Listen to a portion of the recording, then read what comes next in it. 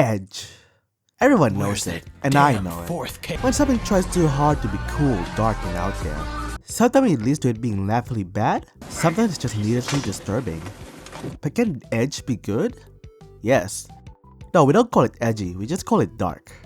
But what if that line isn't clear? What if the line blurs where you have no idea where dark ends and edgy begins? Carve an apple. Carve a banana. Carve an egg. Carve yourself!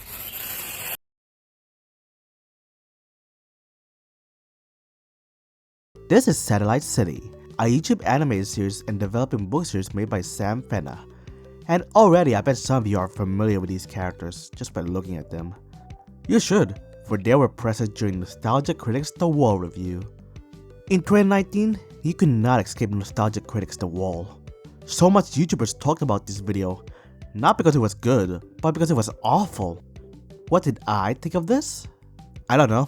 I never saw the movie or the NC video, so I don't have an opinion. However, there was one thing that caught my attention during this whole debacle. These creatures, for some reason, were part of Nostalgia Critics The Wall review. So after I found out about these creatures, I got curious and decided to check out the channel where these creatures came from. I watched 1 and 2 short videos there, and besides thinking how bizarre looking these creatures were, I didn't really think much of it and simply left it there. That was until around 2 years ago when I saw Dead Wing Dork talking about Fennah, so I decided to take a look at that. And oh, there is a lot more here than I thought. Now, before I get into Satellite City, I want to preface that Sam Fennah is a very controversial person, ranging from his anti-religion crusade in his early years, unable to handle criticism, general alcoholic egotistical behavior. Went to university for 6 months, it was shit. Do you actually want to see some of their work, some of the work that the students produced there? Take a look. I don't want to die. You got the wrong guy. I was double-crossed by a dirty rat. Actually, this rat was a dog, but his car ran me down. I just blew. And other concerning beliefs. A lot of people seem to be down in the dumps recently. It seems to be like the big thing. I'm miserable, I'm depressed, this is what's wrong with me, this is... Fucking cheer up, come on, yeah, have a laugh. Yeah guys, you heard him. You have crippling depression and have no hope in the world? Just don't, it's that easy. Though I joke, the footage and text I showed are years old, so I don't know if Sam Fennah still acts like this or has the same beliefs today. Furthermore, I don't really know much about the guy, so I don't want to say anything about him that might not be true. Granted, I'll be bringing up and using old videos and text regarding him throughout the video to either make a point or to make a joke. Films now just exist to make money, and I need to change that. I'm gonna change that. Disney, step the fuck aside, okay? Let someone else take the fucking reins. You've lost it. You're fucking finished, my friend. Finished, you know. But this video is not a critique of Sam Fennah, even if I do poke fun of him throughout the video. It's all in good fun and not to be an attack on their character.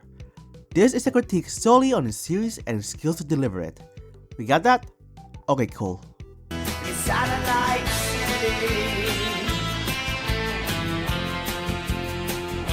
So, from what I understand, these creatures that everyone saw during Nostalgia Critics The Wall review are Kivovac, or Kivovacians, a race that have existed since before the Big Bang. I think their home was destroyed and so now they're stuck on Earth, with our main characters living in Britain. By Jove! It's that lavender fellow from 5 Eventide Frasers! These beings are old, with some being inspiration for various fable and mythical creatures. They used to call him Hercules. And Lucy got stuck with the name Loki. Yeah, that's kind of a stretch. The plot follows a small group of Kivovacians and this Squirrel Kivovacian hybrid named Clay, living in Sullivan's home. Sullivan, played by Sam Fennah himself, is a human who is aware of these creatures and agrees with their beliefs of survival of the fittest. The current leader of the Kivovacs is Ludwig, the previous leader being a character named Locket. Our dangerous Kivovac has been released, simply referred to as the Mannequin, causing everyone to be cautious. Apparently this creature attacks via non-personal mode of communication like phones or mails, so they have Kivovacs traveling to deliver messages. There's other stuff going on, but eventually it's revealed that a former ally named Hayden released the Mannequin, who is actually Locket, and she has followers that wishes to put her in power again. Wait a minute. Home planet destroyed. Old advanced race living on Earth, human companions, civil war and conflict between the race. Ain't it just Transformers? Amazing. A booby trap that actually catches boobies. Admittedly, the plot sounds interesting, even if it reminds me of Transformers. It's just not told the best way it could. But where are those good old-fashioned values on which we used to rely? And the way these characters look and feel is like DeviantArt OCs, just randomly just put in the video. They look exactly like DeviantArt OCs. They're horrible though. They are fucking horrible. These characters are like a mixed bag, both in design and character. In terms of design, it's weird because there's a lot of effort designing these characters, and obviously a lot of care was taken into account. Each has a unique silhouette, and you're not going to mistake one with the other, most of the time. But at the same time, it feels like these characters come from a fever dream. Maybe that's the point since they're beings that have existed before the literal Big Bang? So the intention is to make them incomprehensible to reflect the fact that's unironically very clever. Doesn't mean I like it. Most of them I don't like. I don't like Helgen, she's weird and oily, don't like this furry girl, Hayden looks like Manus from the Dark Souls DLC, Yeshua would be an 8 out of 10 deciding word for his rainbow teeth. Ludwig is alright, not the newer version, that is a mess, the old one's pretty good. Fontaine is pretty cool, his teeth eyes creep me up but in a good way. The rest, could probably use a couple more work. Like, I feel like when designing these characters, Sam Fennah thought more of how unique and special he could make each of these characters look, instead of thinking how their design reflects their characters. I'm not saying that's the case for all the characters, but some of them do. My family didn't react very well to Lucy Lace Make. One of them said she looked like roadkill.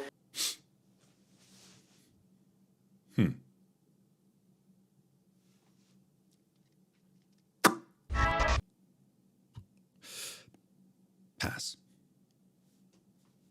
Lucy Lacemaker is pretty much the main character. She is one of the main focus of Satellite City, she's on the cover of the Amygdala book, and she shows up on most YouTube videos. So she's kind of a mess up character. Apparently she's like a washed up politician. I guess that tracks. She has an obsession with decapitation, and it's implied that she might be, They are what they are to me, which is a toy, a plaything. Plus, it just adds to the humiliation. Okay. Follow-up question. Lucy, do you know what necrophilia is? She also torments Hyacinth Clay, acting all yandere on her. Please, Lucy, get away. What's wrong? I said get away from me, you freak. I'm so sorry.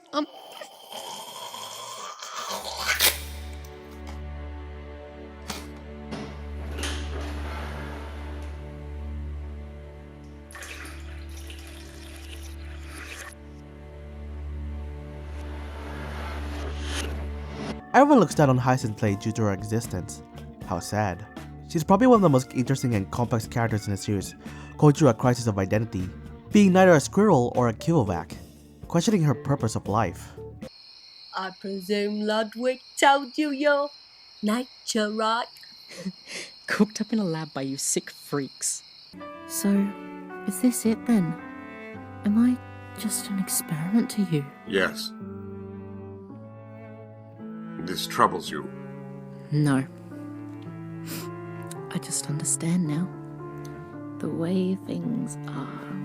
Besides Hyacinth Clay, this Blue Dragon is like one of the few good and kind-hearted characters.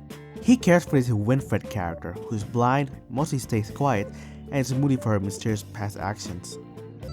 Winifred, I got you something. It's pretty shitty. It's a book. It's in Braille. Means you can finally read something for a change. Don't worry, Winifred. He won't go near you. I won't let him. Mark my words. You won't even see him. In terms of characterization, again, my favorite out of the Kilovacs are Fontaine and Ludwig. Fontaine does nothing throughout the series besides yapping and fighting later on, but he is very interesting and cool. Helgen certainly has a way with money laundering. Makes me think back to my youth. I was always the one trying to catch you. Breaking Lockett's laws was not something many could get away with. Yet you did. Built an empire right under her nose. I'd say I played her pretty well. Ludwig is interesting, being a leader of this pretty messed up race. He's an asshole leader, but he's not like a dictator. Definitely want more of this guy. Be it mice or men, sheep or ram, slave or master, there is an order of things. We do not dictate it, we cannot control it, but there is always one above.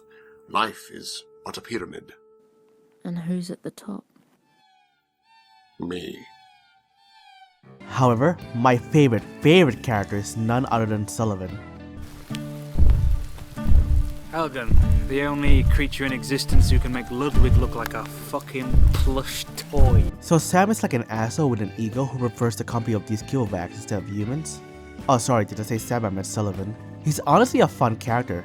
He's a psychotic asshole who murders people for the sake of pumpkins.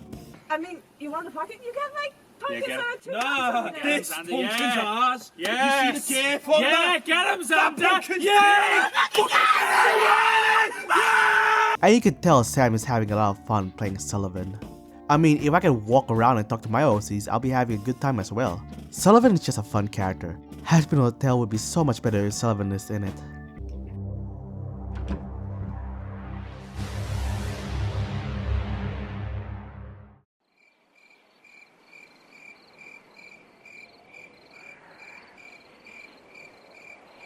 You big fucking cunt. If there's one issue with these characters, it's that there's too many of them. Characters just show up and you're just expected to care. Like, who on earth is this lady? What the freak is a Bob? I feel like there's a special guest in each episode. Like, who's that? Okay, I guess I understand, but who's that guy? And who's that guy? And who's that now? Who? It's kinda hard to care for a lot of characters when they just show up randomly. And sometimes they take significant amount of screen time from the already established characters. Having a lot of characters is fine, but trying to introduce new characters and giving them an arc in such a short amount of time is bad. Yeah, this is all I have to say for characters. Now let's get into what you're here for, which is what makes this series so... This series is unapologetic with its content. I already showed that self-harm stuff with Lucy, which came out of nowhere by the way, but we also see that with Winifred. I get the point, but it's a bit much, especially the Lucy one. There's also a lot of references and depiction of decapitation and general violence. The decapitation is because that's the only way to kill a kibblewhack. Kinda cool, most of the time. Most of the characters are also assholes. Fuck me! You survived a left hook from Lucy Lacemaker. Don't die now of a fucking brain bleed. You deserved it too. You hit her first. I was scared. Your fault for being a pussy then. Again, this Blue Dragon and Hyacinth Play are the only characters who are kind without being sarcastic assholes in the series. Not saying you can't have majority of your characters be morally grey or dark, but it's just so exhausting. By the time these edgy characters show a softer side to them, you are already tired by all the mean-spirited shenanigans going on. Wow, I sound exactly like Mr. Enter. After they built up the tension again, they drop it completely for, here it comes, worst expression of the whole fucking show. Whoever came up with that, go hurt yourself. I personally think you could decrease the negativity a little bit just to make the characters more bearable. Make them less like sarcastic assholes. I feel like you can easily scare people away with how you show your characters here. Though even if they're not turned off by all the edge, they'll probably be turned off by all the weird stuff. What the fuck? All the single furries, all the single furries, all the single furries, all the single furries, all the single furries, all the single furries. I don't think I've ever felt more uncomfortable watching something on YouTube, and I've seen crap like this. What would you do if you saw me at the red light, and I honked my horn at you, and we made eye contact, and I said to you,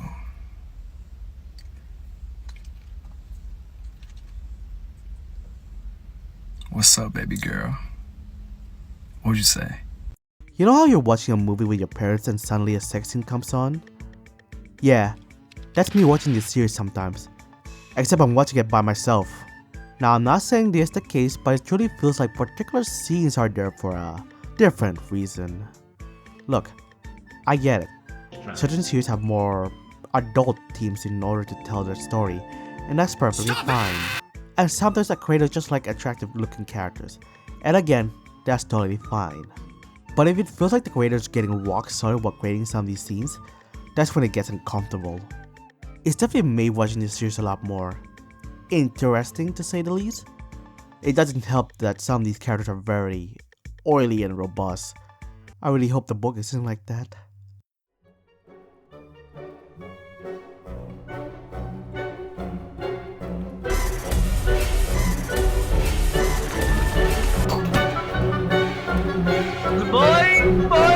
Oh no!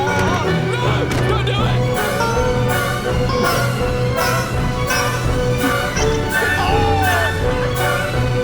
No! Don't pull!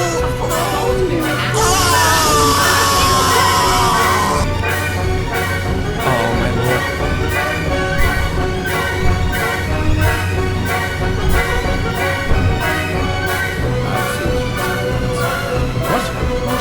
In the goddamn hell is this? Hot, like that's so hot you fry an egg. The skin goes olive oil on top. Salt.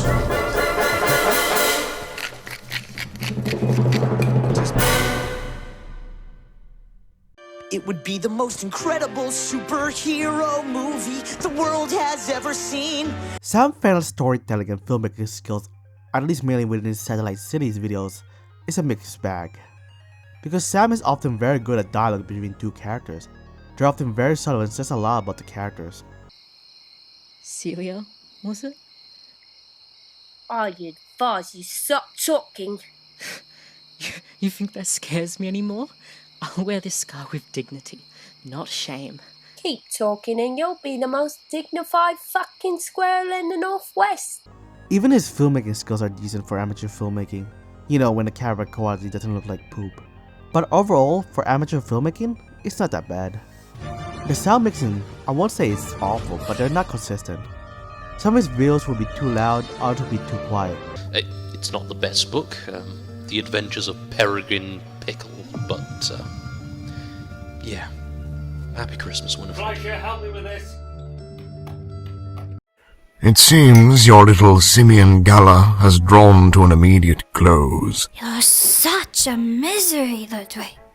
I didn't really appreciate the fact when I was watching this series with a speaker at night. I also have a problem with his editing style. Mainly the zooms. I hate the zooms, why did he do this?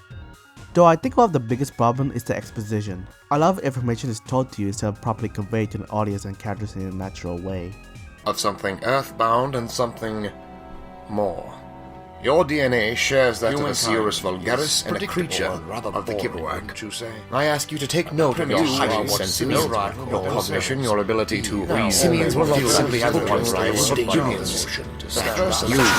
Granted, I understand that Sam is limited in resources, but I personally feel like he can do better. Don't believe me? Just take a look at this FNAF animation, which predated Satellite City. I don't like the design of these characters, and I have no idea why and how Bonnie is drinking. But like, I know what the series is all about, with not a single dialogue spoken. Another issue with the series is how it handles teams. There's a lot of themes in the series, but one theme it tackles is drug addiction, or addiction in general, like for alcohol or fake love. Now, this is Bob. He's a little flying adorable goldfish who loves everyone and everything. He loves drawing, and apparently if his drawings ever get burned, he'll spend the rest of his life trying to piece it back all together. That is so precious. But remember how I mentioned that this series tackles the theme of addiction? Like drugs? Bob is the drug.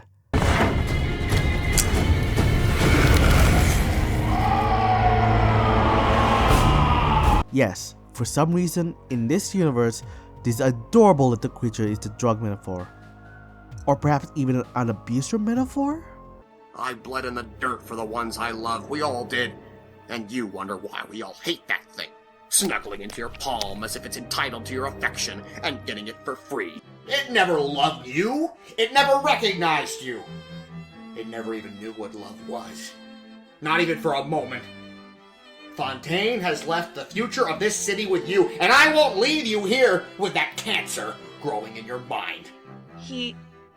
It never cared about me. And you know how Bob's story ends? It ends with Yeshua yeeting the little guy into a fire. Like, holy crap! And as you can imagine, people interpreted Bob and his representation very, very differently in comparison to what Sam intended, where Bob is seen as either a pet, a child, someone with a disability, literally anything but what Sam intended. It's bad. You can't really blame the audience for thinking that because what they see is a cute, adorable guy who likes being squished. And that's the problem. All they see is a cute, adorable little guy. Sam failed to portray to us that this creature was harmful to the character. And honestly, it could have been done well. You know how I know? Because it's been done before. Just take a look at this animated short Best Friend made by these guys. The main character is addicted to this tech that allows him to have digital friends. However, he runs out of battery and tries desperately to get his tech charged again, all the while his digital friend encourages him to pursue the battery. Come here!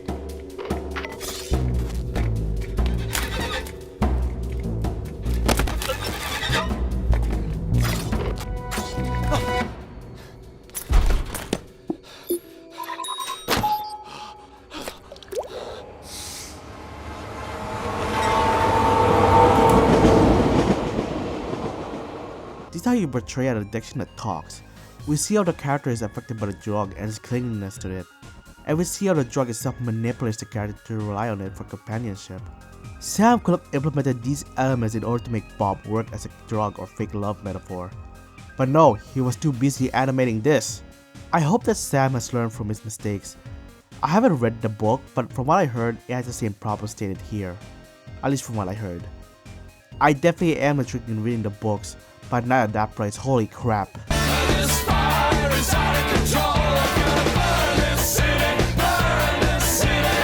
So, what do I think of this world and series in general? I'd say there's potential. I think if Sam significantly improves his craft of storytelling, and perhaps do a couple more redesigns, I think he has something special here. For all the books I have done to this series, I truly am invested in a strange way.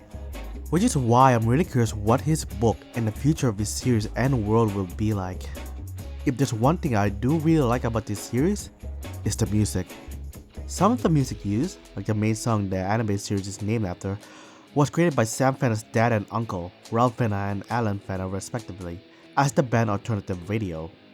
The songs by the band is honestly so good, it gives Doomer Playlist 2000s vibes, but in a good way, I promise. If Sam Fennah's works doesn't interest you, at least check out Rob and Alan Fennah's music from Alternative Radio. They are really good. Anyway, Sam Fennah, though you might be a controversial person, I truly do wish the best for you and your series. I really want to see these worlds, these concepts, and these characters at their best form. So, good luck with all that.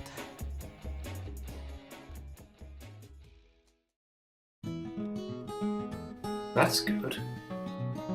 Fucking hell. That's really good. If not a little too flattering. Shuck in real life is a fucking... What the fuck is that?